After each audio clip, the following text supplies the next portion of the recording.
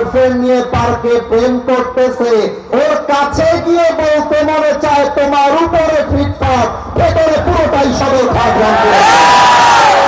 এই জন্য আমরা এমন একজন মহিয়সী জান্নাতি নারীর জীবনকে আজকে ডিসকাস করতে চাই, যে নারীর জীবনী নিয়ে কথা বললে নারী সমাজ পরিবর্তন হয়ে যাবে, এই যুব সমাজ পরিবর্তন হয়ে যাবে।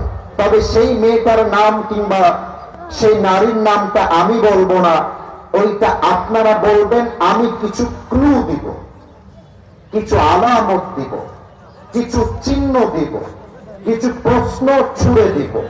এই প্রশ্নের উত্তর করতে পারলে ওই নারীর নামটাও বের হয়ে আসবে। আপনারা কি রেডি আছেন? আগের চাইতে সাউন্ডটা কমে গেল। রেডি আছেন? First question to the people of Rangpur of Pirgachha.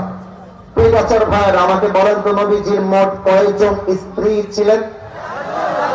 Right answer. ভয় পান কেন রে ভাই? আমরা শুধু আল্লাহকে ভয় পাই, আর কাউকে ভয় পাই না তো। বলেন সবাই, নবীজির মোট ওয়াইফ তথা স্ত্রী ছিলেন কয়জন? আচ্ছা, প্রতিটি ওয়াইফ হয় ডিভোর্স ছিলেন অথবা বিধবা ছিলেন, কিন্তু নবীর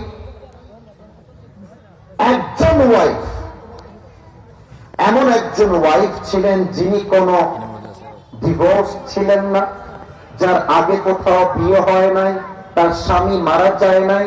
She was virgin, একদম পরিপূর্ণ প্রথম হাজবেন্ডই হচ্ছে আমাদের প্রিয় নবী। ওই কুমারী নারীর নাম কি ছিল বলেন সবাই?